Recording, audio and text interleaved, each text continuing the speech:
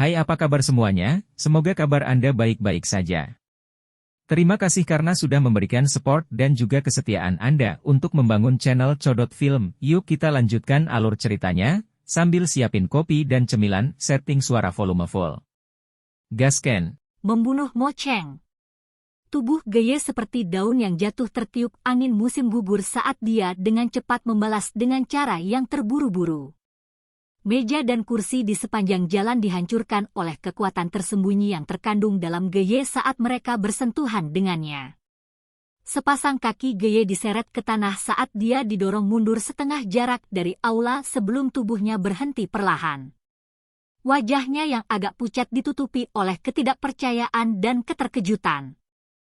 Kamu, menyeka jejak darah dari sudut mulutnya, Geye menghembuskan napas berat beberapa kali. Hatinya seperti lautan badai. Wajah itu, kenapa terlihat sedikit familiar? Dalam benaknya, wajah lembut tuan muda klan Xiao dari 3 tahun lalu, yang pantang menyerah dan keras kepala, perlahan muncul dari dalam ingatannya. Ketika itu tumpang tindih dengan wajah yang baru saja dia lihat sekilas, ada sedikit kemiripan. Mustahil! Jantungnya tiba-tiba bergetar hebat saat dada Geye dengan cepat naik dan turun. Dia menghirup dalam-dalam beberapa suap udara dan sesaat kemudian, menggelengkan kepalanya. Aku pasti salah melihat. Bahkan jika pemuda itu telah meninggalkan reputasinya sebagai seorang yang cacat, jelas tidak mungkin baginya untuk mencapai tahap ini hanya dalam waktu 3 tahun yang singkat. Dalam 3 tahun, seseorang yang tidak memiliki kekuatan bahkan Dou Z telah meningkatkan kekuatannya ke kelas Dou Huang? Kata-kata semacam ini adalah sesuatu yang Geye berani menepuk dadanya dan menjamin bahwa bahkan di seluruh benua Dou Qi, tidak akan ada satu orang pun yang bisa mencapai itu. Saat perasaannya perlahan menjadi tenang, Geye juga mulai meragukan wajah yang dia lihat sekilas beberapa saat yang lalu. Setelah merenung sedikit, hatinya telah menjadi sangat percaya pada sebuah fakta. Penglihatannya benar-benar telah kabur. Setelah mempercayai hal ini di dalam hatinya, keterkejutan di wajah Geye akhirnya perlahan pulih.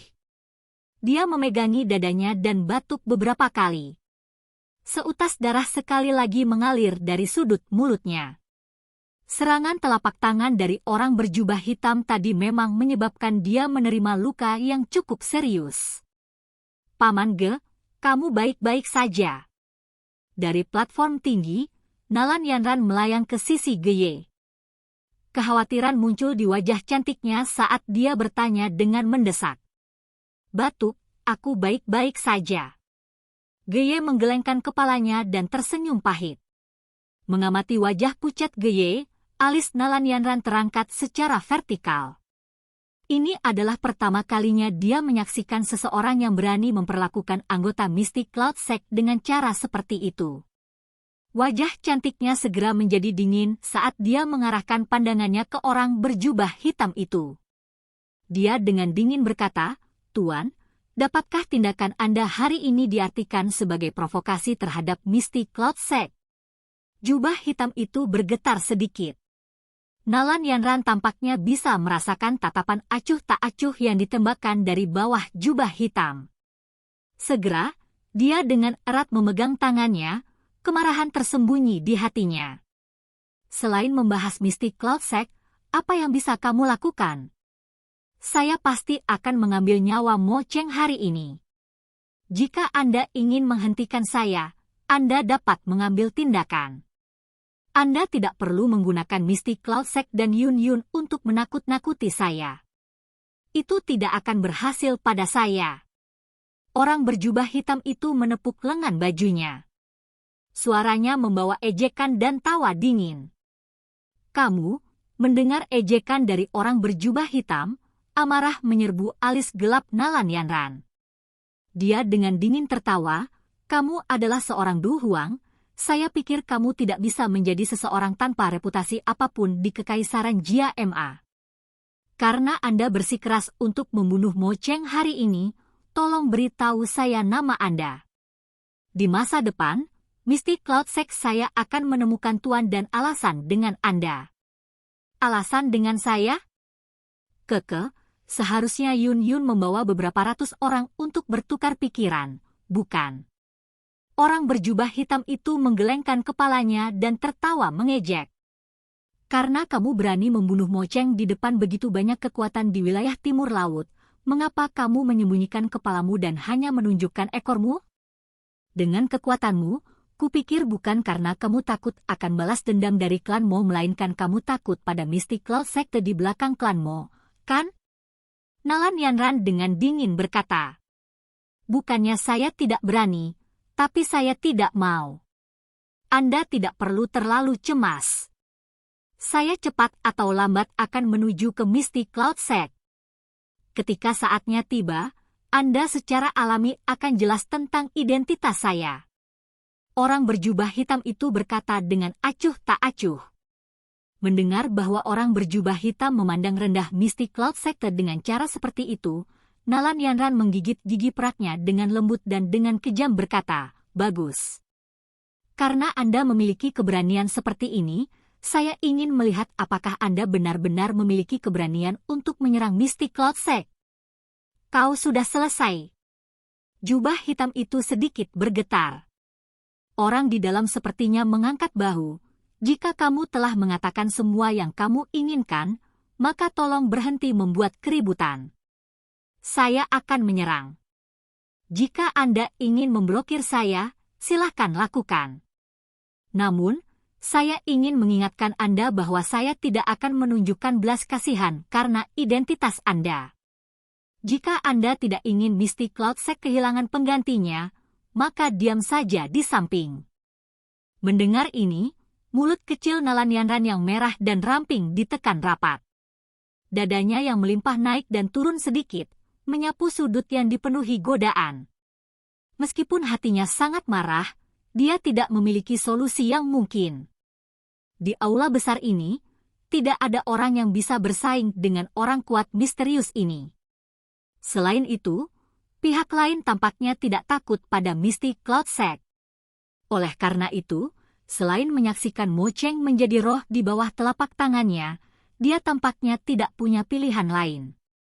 Mengabaikan tindakan Nalan Yanran di belakangnya, orang berjubah hitam itu perlahan berbalik. Dia dengan dingin menatap Mo Cheng yang mengandalkan pilar platform untuk berdiri. Di telapak tangannya, nyala api putih tebal melonjak sambil membawa sedikit rasa dingin. Tuan ini melihat bahwa orang berjubah hitam akan melakukan pukulan pembunuhan, wajah kepala klan Mo, wajah Molan menjadi pucat.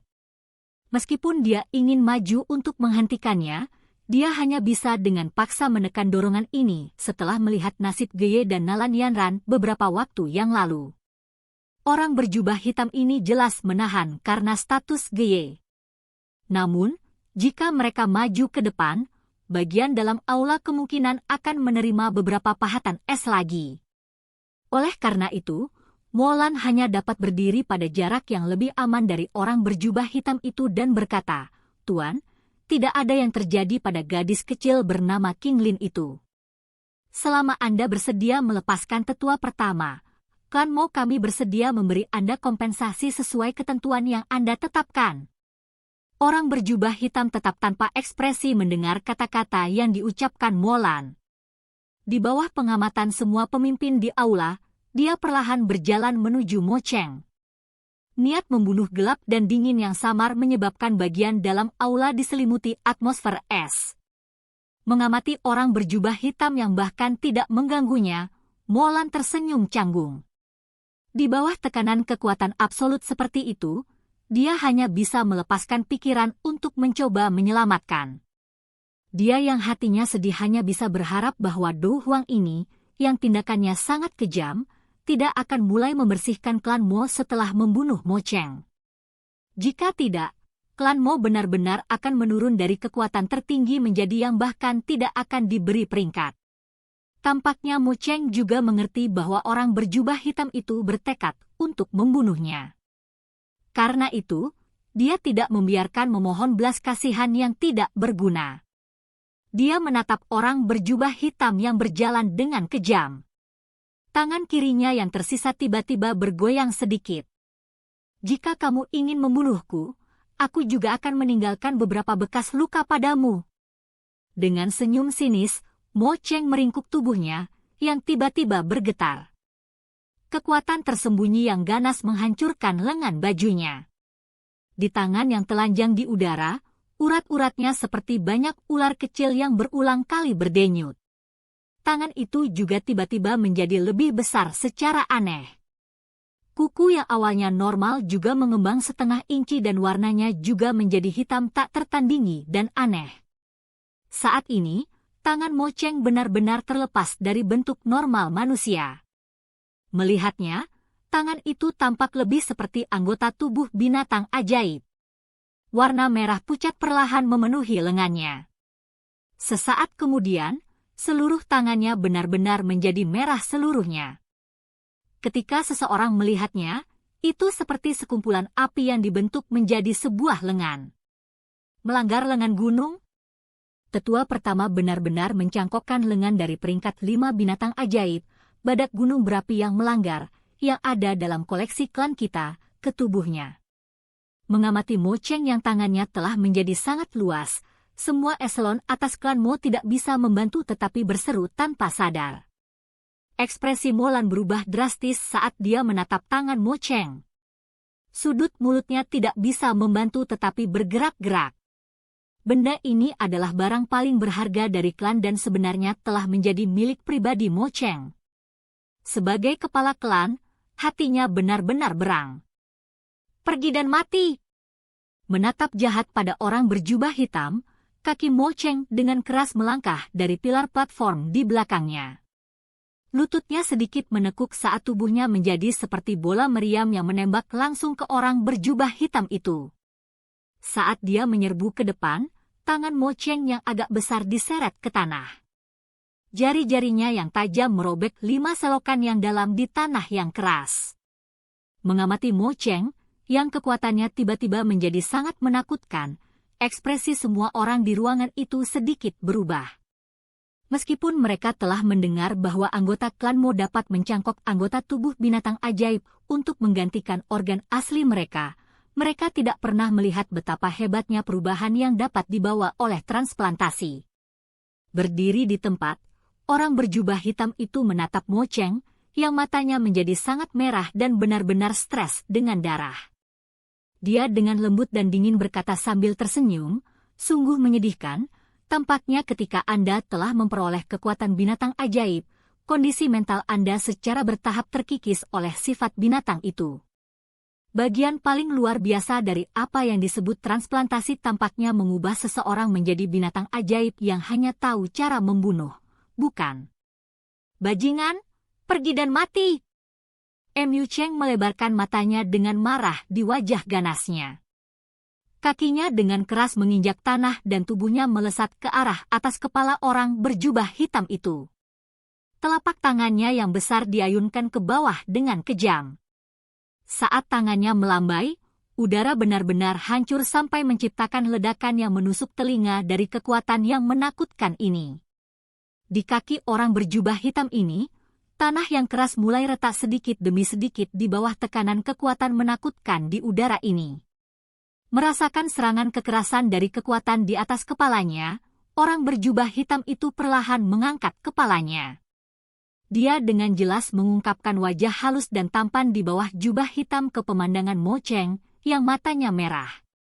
Meskipun pikirannya sudah memasuki keadaan liar saat ini, kejutan tak percaya yang sulit disembunyikan tanpa sadar muncul di mata merah Mo Cheng ketika dia melihat pemuda-muda yang jernih seperti wajah orang berjubah hitam. Sudah berakhir, wajah halus dan tampan itu tanpa ekspresi saat dia menatap Mo Cheng yang terkejut. Dia perlahan mengangkat telapak tangannya. Di atasnya, bibit api dari ketenaran putih tebal itu menggeliat sedikit. Sesaat kemudian, tiba-tiba ditembakkan seolah-olah ditembak oleh penyembur api. Api putih yang sangat tebal melesat ke udara dan membungkus Mo Cheng di dalamnya. Di bawah pandangan semua orang, lapisan es putih tebal tiba-tiba muncul di permukaan tubuh Mo Cheng yang sedang dikelilingi oleh api. Dalam sekejap mata, itu benar-benar membungkusnya dengan patung es yang seperti aslinya. Bone Chilling Flame, campuran dari panas yang ekstrim dan dingin yang ekstrim. Ketika sangat panas, itu membakar segalanya, ketika sangat dingin, itu membekukan tanah. Dari udara, pahatan es itu turun dengan lemah. Di atasnya, seseorang masih bisa melihat keterkejutan dan keganasan di wajahnya sebelum kematian. Kaacak. Patung es itu mendarat di tanah dan di bawah pengamatan banyak orang dan meledak. Di dalamnya, bahkan tidak ada mayat yang tersisa. Saat semua orang melihat es berwarna putih yang perlahan mencair di atas karpet cerah, bagian dalam aula sepi seperti kematian. Silahkan pergi ke. Oke guys, jangan lupa like, comment, share, and subscribe di channel Codot Film. See you next video, peace out and bye-bye.